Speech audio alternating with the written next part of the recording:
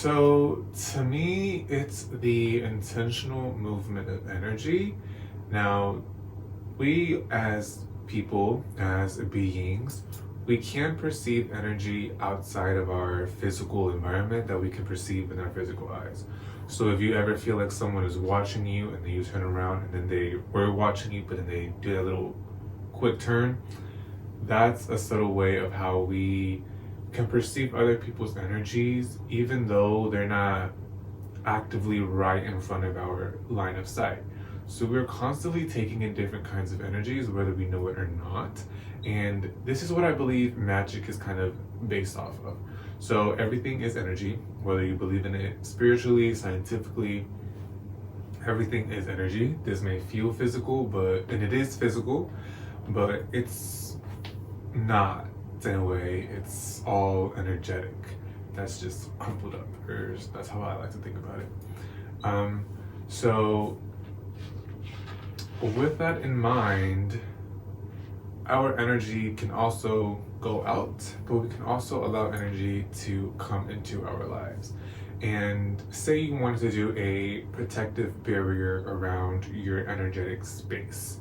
So what you would put up in a magical sense, at least what I am attempting to go more into, is creating, this is just an example, so creating a circle of salt or something, and then imbuing that circle with the intention of whoever comes across the circle, make them feel or make them aware that this is not a boundary that they need to cross.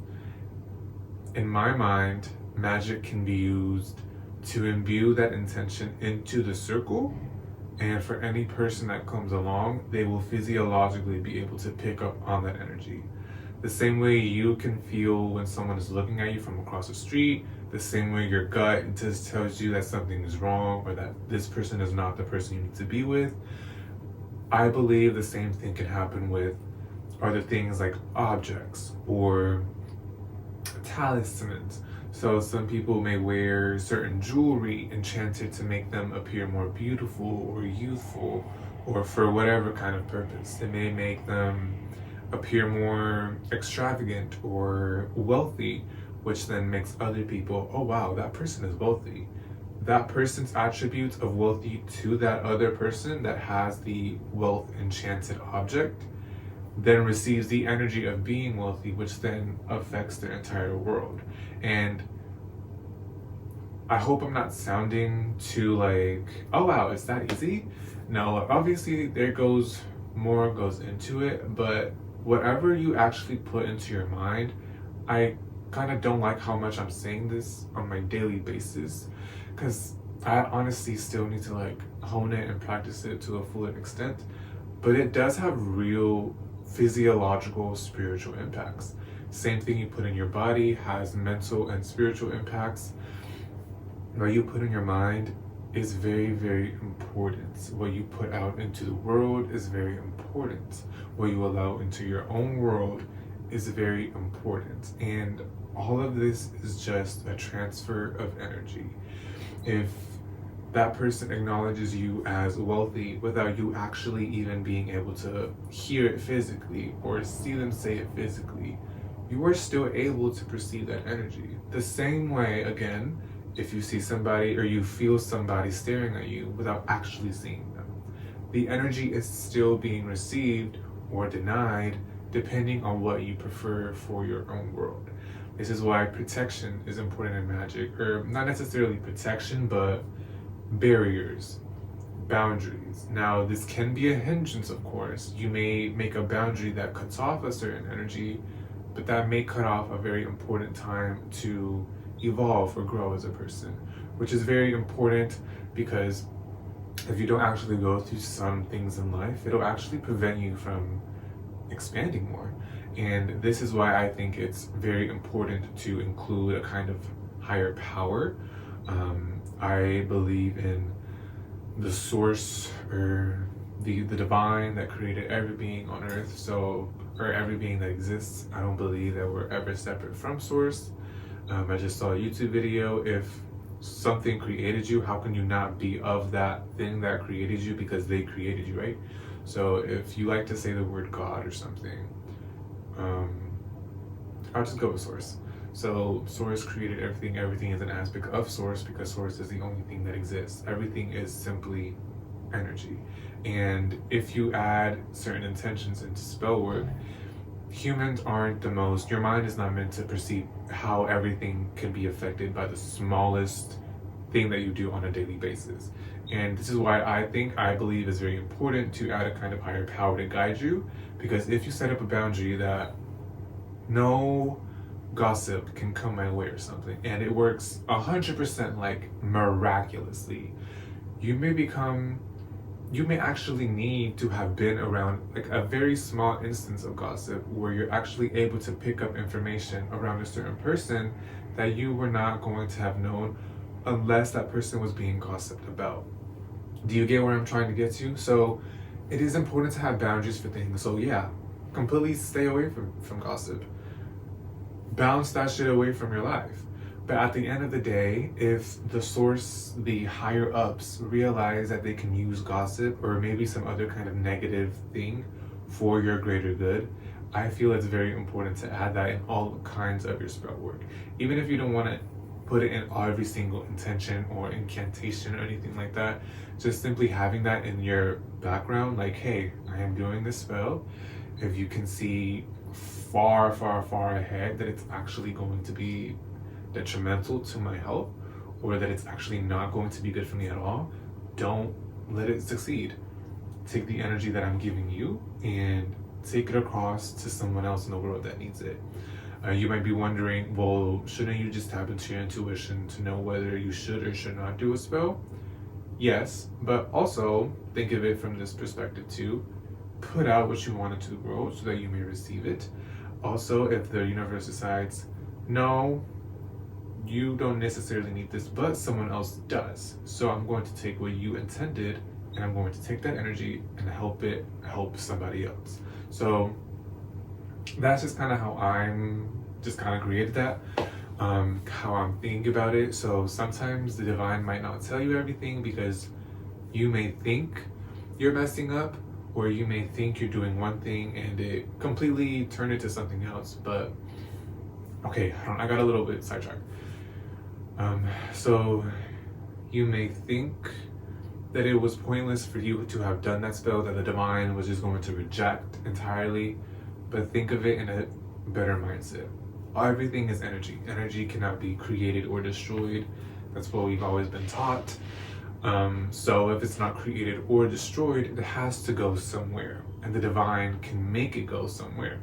Even if your spell was, I want him to be obsessed with me or something, I would never do that, because that's just, we'll never say never, but that's just not what I prefer for my life, and I don't think that's healthy. If you do, that's your business. But even the divine may be like, you want him to be obsessed with you? No. It may be able, the source or something may be able to take the energy of that intention, and someone, in my mind, I'm imagining they can break it apart. So the same way you have the letter fart, you can break that up to make the word rat or fat or other kinds of words, right? So in my mind, the divine can take up your intentions, your energetic intention from a spell, and if they're like, this is not quite right, I'm going to separate this part of the energy that you've given me and apply it to this part of your life. And I'm going to take this part of your energy, which does not need to be in your life whatsoever, and put it in a different section. At least that's how I work with it, or how I feel like I should work with it, or what I'm kind of giving them free reign to.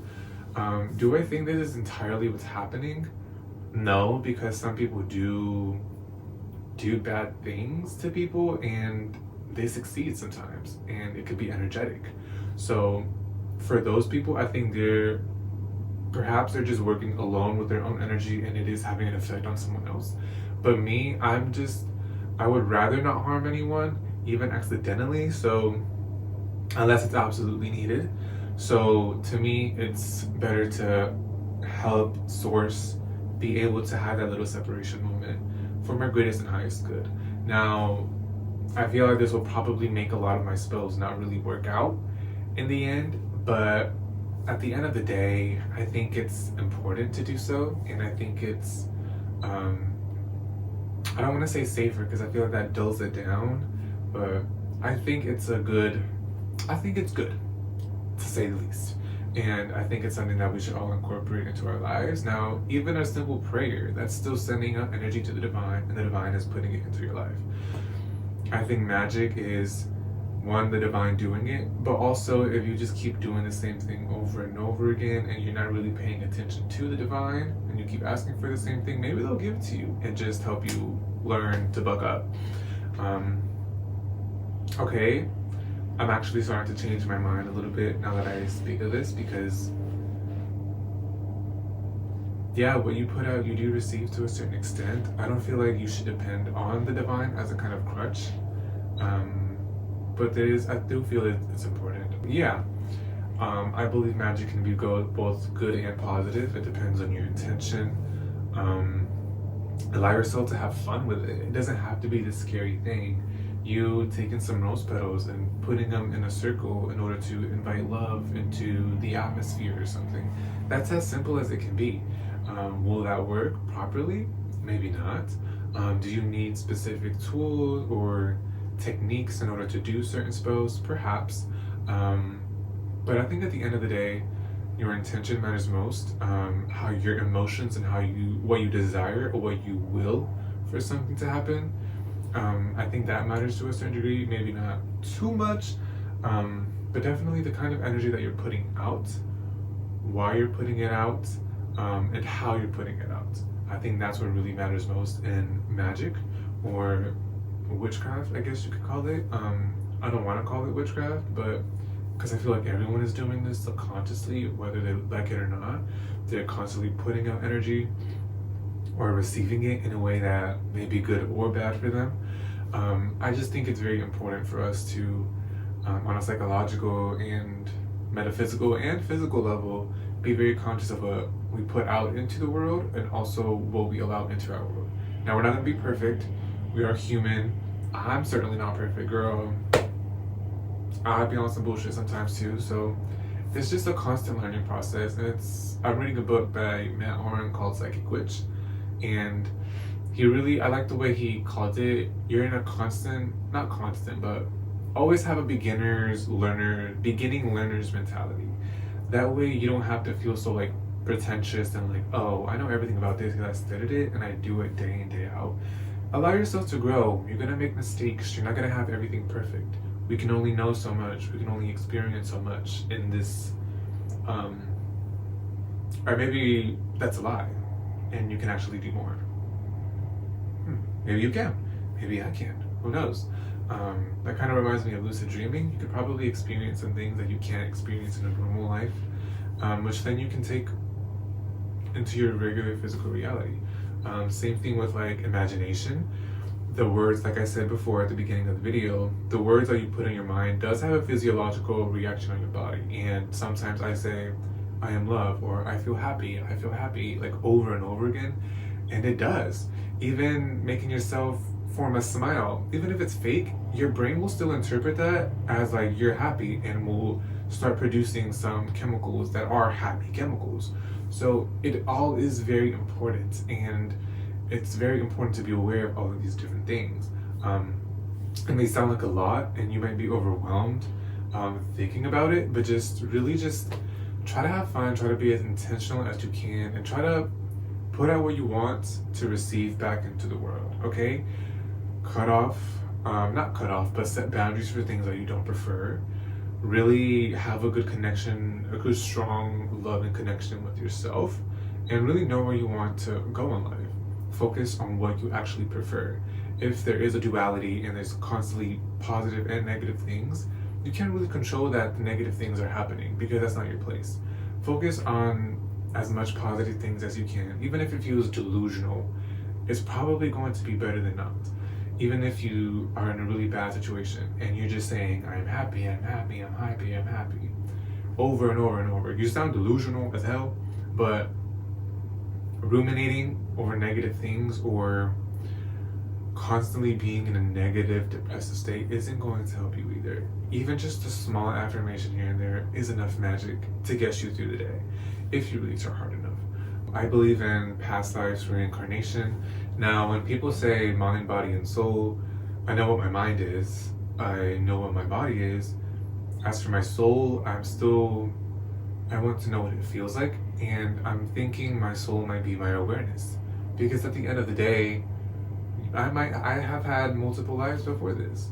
I may have multiple lives after this one, and at the end of the day, we'll always be aware that we have this life of ours.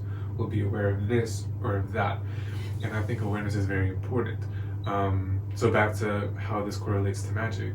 So your awareness and you being aware of different things can help you access different kinds of information and different kinds of energetic abilities, maybe. So with the whole reincarnation process, your soul learns different things as you know, maybe in the one life you were a girl, the next life you were a boy. You know different things based on those different lives, and you can use all of those lessons in the future lives that you may have, or that you may not have. So I think your soul has an impact on your magical ability. I don't think it does entirely. Anybody can learn how to do it. Anybody can be incredibly powerful and, all that other stuff. If you want to be incredibly powerful, cool. Just, I ask that you use it wisely and for the greater good. But that's your decision. And I also think biologically it has an effect on us too. So the same way epigenetics and trauma can pass down your line and through your genetics, which can impact how you live your life. If your mother was very traumatized and she had developed an alcohol addiction, you might be born with fetal alcohol syndrome and you would have to put up with it. So it's just, I think physical stature really is important too. So making sure your body is as good as you can. Exercising, eating well, being grateful for the things you do, being grateful for your own body, loving your body. I think all of that aids your magic as well. Like I said, your brain and what you put into, what you absorb information wise can have an effect on your physiological processes too. And you saying small affirmations or you doing visualizations in your mind, they all do have an effect on you physically and spiritually. So I think the more you do that, that energy can also carry. So if I were to do, I love myself, I love myself, I love myself. And if love was like my practice for the rest of my life, the children that I have would probably have some kind of energy that's naturally tied to love. I might be making that up, but the same way you can carry trauma through different generations, you can probably carry magic too. That's basically what I'm trying to say. So yeah, and I feel like you can also learn, so like Hecate is someone that I'm currently, I did a little meditative things today with her, or like talk to her. Fabulous. I was gagged, actually. It was really, really cool, actually. Like what I believe I learned from her, it could have just been my imagination entirely. Either way, the fact that I was able to do that with her, awesome. Where was I going with this? Right. So deities and other kind of energetic beings can help you learn how to hone your magic better.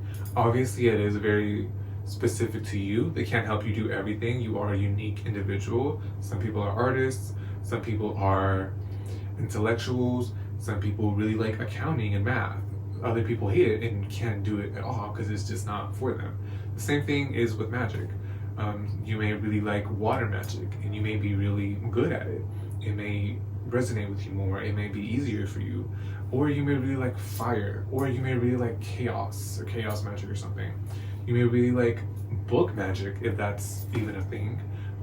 It can be very broad and wide. So you really, it's very important for you to understand yourself and who you are as a person and what you're drawn to and why you're drawn to it. Also, how can you incorporate that in your magical practice on a day-to-day basis? So I think magic can help you with that too. Also doing like specific affirmations and like different herbs that you may include in different kind of spells or working with different beings. All of that has an effect on your physical body because it has an effect on your spiritual and your mental one. Everything is just connected. I kind of don't even want to say mental, physical, and spiritual because I feel like they're all just one and the same in a sense. Because I just don't feel like separating them is the right thing to do. I feel like that just causes more issues in society and in the world. But we'll just say that for now. Just your being, your awareness of your existence as you are, the I am of yourself, of everything. So yeah, that's just kind of how I feel about that. I think I've said a good amount of things on what I believe magic to be. I believe psychology is a very important part of it, physiology. I think it's very important to understand who you are, how you can connect to energy better, how you can connect to energy best. Everyone's different. I don't really think I have anything else that I need to say. Obviously, there's a lot of things about magic that I can talk about, and I can make other videos in the future just for fun, partly for myself, but also just for anyone that may be watching in the future. I think that's pretty much going to be it for this episode. There's a lot more that I can say, obviously. I think I got the gist of everything that I meant to say in this video. I hope you really enjoyed it. I hope you learned something from it. I hope you can create something from it. I pray your life is a happy one. And I hope that you enjoy the awareness of who you are presenting as. Girl, you're trying to sound philosophical. Live your best life. I hope you have a good life. Basically is what I'm trying to say. Love yourself, love others, be great, be dandy, serve, C-U-N-T. So yeah, I hope you enjoyed, and like and subscribe if you want to see more. Girl, I'm gonna post videos anyway, so just join along for the ride anyways. Thank you.